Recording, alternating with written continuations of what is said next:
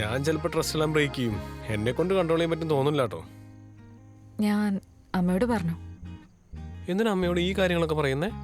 എന്തെങ്കിലും സംഭവിച്ചാ എന്നെ ചതിക്കരുത്, കല്യാണം കഴിക്കണം. ഞാൻ അങ്ങനെ ചെയ്യുന്ന നിനക്ക് തോന്നുന്നുണ്ടോ? നമുക്കൊരു സമയം ഒരുമിച്ച് പോയി കാണാം പോരെ? അതൊന്നും സാരമില്ല.